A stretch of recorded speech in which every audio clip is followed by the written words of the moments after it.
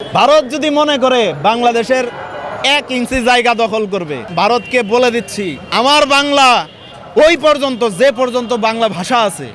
আমিও স্বপ্ন দেখি দিল্লির লালকেল্লার উপরে বাংলাদেশের পতাকা উত্তোলন করবার। যদি মনে করেন চট্টগ্রাম নিয়ে যাবেন, ওই দিবা স্বপ্ন দেখার কোনো সুযোগ নাই, তাহলে আমরা দিল্লি পর্যন্ত দখল করতে বাধ্য হব। ওই আঙুল যদি কখনো তোলার অপচেষ্টা করে, ভারতের যে কোনো নেতা যদি এই সুর তোলার অপচেষ্টা করে, দাঁত ভাঙা জবাব শুধু নয়, তাকে দেখে নেওয়া হবে। বাংলাদেশের মানুষ এত সহজে ছাড় দিবে না। আমার 1 ইঞ্চি মাটি কেউ যদি চোখ তুলে তাকায়, সেই চোখ ওপরে ফেলা হবে। আর হিন্দুত্ববাদ বলেন আর যেই বাদ বলেন, তাদেরকে আমরা চট্টগ্রাম দিয়ে দেব। তোমরা মাছ মুস্তি করবা না, কপালের চামড়া গুছ করে রাখো।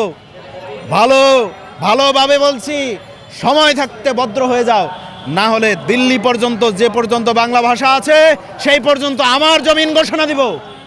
বাংলাদেশের মানুষ সেই পর্যন্ত ঘোষণা দিবে, সেই পর্যন্ত আমরা দখল করে নেব। কারণ এটা আমাদের জমিন। বাংলা ভাষার ভিত্তিতেই বাংলাদেশ স্বাধীন হয়েছে। এই ভাষার ভিত্তিতেই যদি স্বাধীন হয়ে থাকে, যে পর্যন্ত বাংলা ভাষা আছে, নর্থ বেঙ্গল, সাউথ বেঙ্গল সব আমাদের দখলে নেওয়া হবে।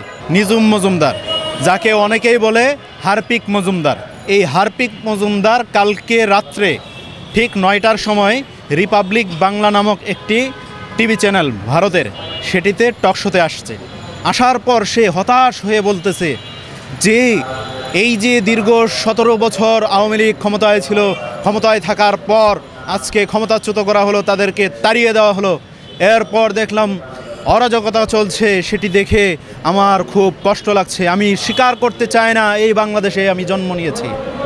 তাহলে আমি ওই নিজুম মজুমদারকে বলতে চাই, ওই হারপিক মজুমদার বলেন, জুতা মজুমদার বলেন, তাকে বলতে চাই, আরে ভাই, তোমাকে তো আমরা বলি নাই তুমি বাংলাদেশের জন্ম কেন নিলা?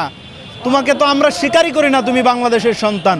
তুমি তো ভারতের বীজ ধারা তৈরি হয়েছ, তোমার জন্মের ঠিক নাই। ওই যে ব্যারিস্টার সুমনকে বলা হয়েছিল না, বলেছিলেন না সে জারজ সন্তান, ঠিক একই ব্যারিস্টার সুমন যেরকম ভারতের বীজ দ্বারা তৈরি হয়েছে, ঠিক একইভাবে নিজুম মজুমদারও ওই ভারতের বীজ দ্বারা তৈরি হয়েছে। তার মানে ব্যারিস্টার সুমন যেরকম ভারতের বাংলাদেশের কেউ না, নিজুম মজুমদারও ভারতের বাংলাদেশের কেউ না। এতদিন আওয়ামী লীগের সাথে যুগ সাদস্যে সুসম্পর্ক বজায় রেখে দেশে তাদের একটি মতবাদ তৈরি করার চেষ্টা করেছে। আজকে যখন দেশে ইসকন দাঙ্গা তৈরি করলো, আমার ভাই সাইফুল ইসলামকে হত্যা করলো, তখন নিজুম মজুমদার ভারতের টিভি চ্যানেলে বসে আফসোস দেখাচ্ছে, কষ্ট দেখাচ্ছে। এই নিজুম মজুমদার এরাই আবরার ফাহাদ হত্যাকাণ্ডের সময় পরামর্শ দিয়েছিল ওই হত্যাকারীদেরকে যে যাই কিছু হোক কোনো সমস্যা নাই, তোমরা ভারতের একটি বড় শত্রু আবরার ফাহাদকে হত্যা করেছো, বুয়েটের মেধাবী শিক্ষককে, এতে তোমাদের কোনো সমস্যা নাই। এই নিজুম মজুমদার আজকে তারা ভারতে গিয়ে তো বলবেই এই সব কথা, এর থেকে তো আর ভালো কিছু তাদের কাছ থেকে আশা করা যায় না। নিজুম মজুমদার, তুরিন আফরোজ, বিচারপতি শামসুদ্দিন চৌধুরী মানিক, এরা যারা ছিল সবাই তো একই ক্যাটাগরির লোক, এরাই তো এই কাজগুলো করেছিল। তো আজকে এদের কাছ থেকে আমরা ভালো কিছু আশা তো করতে পারি না। ভারত এদেরকেই তো নিয়ে টিভি চ্যানেলে প্রচার করবে।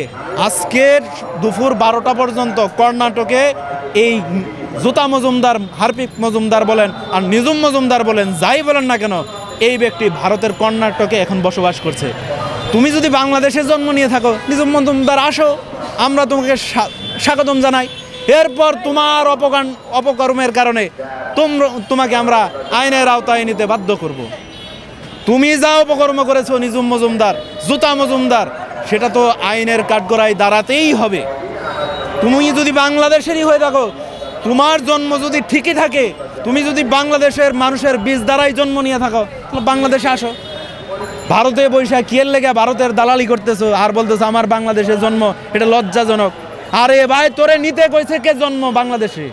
আমি একদম স্পষ্ট কথা বলছি, এই নিজুম মজুমদার সহ যারা আছে, এই কুলাঙ্গার ভারতের বীজ দ্বারা জন্ম নিয়েছে, এই জারজ সন্তানগুলা, এগুলা বাংলাদেশে আসলেই সাথে সাথে গ্রেফতার করা হবে।